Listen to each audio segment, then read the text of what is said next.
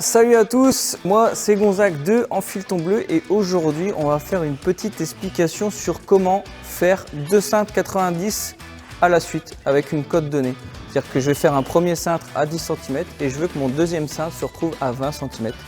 Donc je vais t'expliquer le plus simplement possible comment je fais ça avec cette cintreuse électrique. Donc avant de cintrer, il y a quelque chose à savoir, c'est que quand tu cintres avec une cintreuse n'importe laquelle, chaque fabricant, chaque marque te donne une cote X à déduire. Et donc en fait cette cote, elle t'est donnée et elle dépend vraiment du modèle de ta cintreuse, de la marque de ta cintreuse. Et donc je te conseille vivement de te référer vraiment à la cote qui est donnée par le fabricant. Alors je vais tracer avec le marqueur, hein. C'est pas forcément conseillé parce qu'après les traits de marqueur se voient, mais au moins tu verras mieux ce que je veux faire. Donc moi ce que je veux faire ici, c'est un premier cintre à 10 cm. Donc là on est à 10 cm, je veux que mon cintre fini, une fois cintré, il fasse 10 cm. La fameuse cote X que je t'ai donnée tout à l'heure, en fait là pour celle-ci c'est 52 mm. Donc à la cote de 10, il faut juste que j'enlève 52 mm. Donc là, je prends mon mètre et je trace 52 mm. Pour faire simple, tu pars de là, tu traces 10, de tes 10, tu enlèves 52. On rajoute pas 52, on enlève 52 à la cote qu'on a tracée. Bon allez, maintenant place au cintrage. Hop, je me mets là. Donc le trait à mettre sur le départ 0, donc sur le galet, sur le démarrage de ton galet, c'est bien la cote qu'on a déduit. On a tracé 10, de ces 10 on a enlevé 52 mm. C'est ces 52 mm là qu'on va mettre sur le démarrage de notre galet. Une fois que ça c'est bon, je serre un peu et là je vais aller jusque 90. Alors je vais aller jusque 90 là et tu vas voir que je vais mettre légèrement plus parce qu'il y a toujours la matière qui revient un petit peu et après on pourra toujours le retoucher à la main, mais si tu mets un petit peu plus, normalement ça devrait le faire, on ne devrait pas être trop mal. Donc là tu vois, quand tu arrives à tes 90, il faut que tu regardes que tu vois visuellement, moi je le vois en fait que là je suis pas à 90 de toute façon. Donc là je vais continuer, voilà. Tu peux même prendre ton équerre si vraiment tu n'es pas sûr, te mettre devant.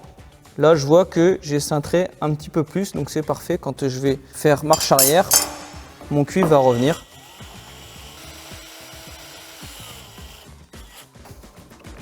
Donc là, maintenant, je vais vérifier que je suis bien à 90. Ouais, tu vois, j'ai de la chance, franchement, on est vraiment pas mal du tout. Mais des fois, ça t'arrive d'avoir soit 1 mm ici, donc ça veut dire que tu n'es pas assez cintré, ou soit un petit millimètre qui ressort là, ça veut dire que tu es trop cintré, donc tu le redresses légèrement. Quand tu as un petit rayon comme ça, il ne faut pas hésiter à mettre un petit coup de chauffe. Tu arriveras beaucoup plus facilement plutôt que d'essayer de le décintrer. Quand tu as un petit peu plus de longueur, c'est plus facile, mais là, voilà. On va déjà vérifier qu'on a nos 10 cm. Donc là, tu prends une équerre et on va tracer notre fibre neutre. Ça va permettre d'avoir notre axe. Donc là, on prend l'équerre, on frotte le tube. On va se mettre comme ça ici, sur la fibre neutre. Et là, on va regarder au mètre. Si on regarde, là, tu vois, on est vraiment à 10, mais 10, 10, pile poil, pile poil, pile poil. Donc là, c'est nickel. Mais te prends pas la tête si tu as légèrement plus ou légèrement moins. Franchement, tant que tu n'as pas 10,2, c'est pas très grave, hein.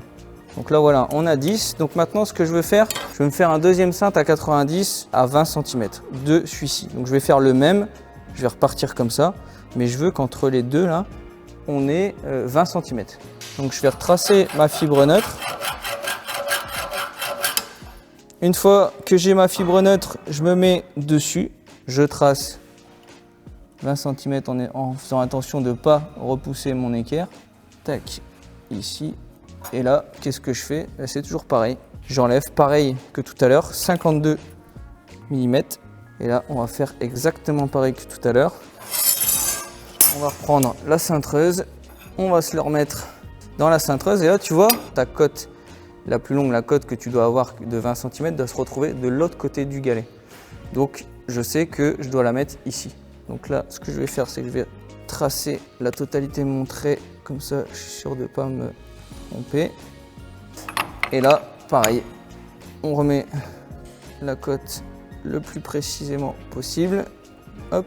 Moi, j'ai une petite technique, c'est que je pose mon équerre et je regarde sur le côté pour avoir vraiment le meilleur alignement possible pour éviter après de devoir retoucher mon cintre et que les deux soient bien alignés. Même si tu dois quand même des fois le retoucher un petit peu, mais au moins ce ne sera pas catastrophique.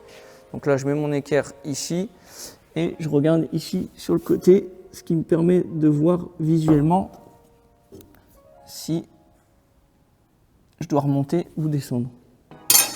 Et donc là, on vérifie que notre trait, il est bien au point 0, qu'on va bien partir du démarrage, que notre autre trait que j'ai tracé tout à l'heure, qui est là en dessous, il se retrouve bien du bon côté de galet. Donc là, on est bon. On va se mettre à cintrer.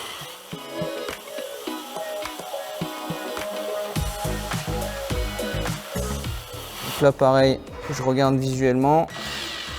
Je vois que je dois encore y aller. Encore un petit peu. T'aider de l'équerre, là tu vois je suis d'équerre quasi, là je remets un petit coup de cintrage et après hop ça va revenir.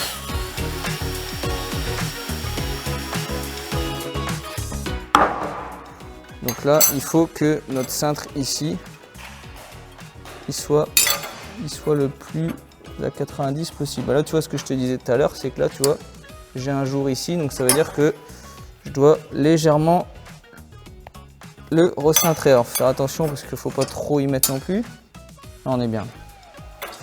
Voilà.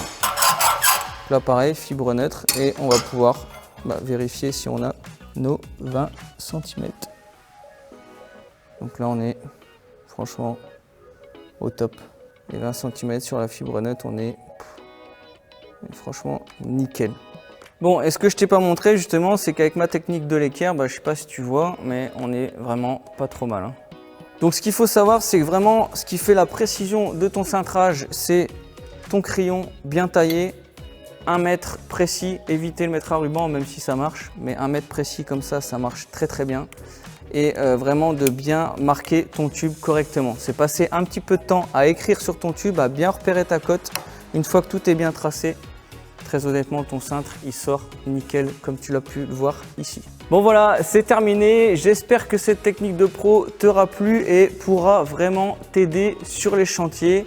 La prochaine fois, on ira plus loin dans les cintrages. Sur ce, je te dis à bientôt. Et comme je dis toujours, le travail, c'est la santé. Allez, ciao!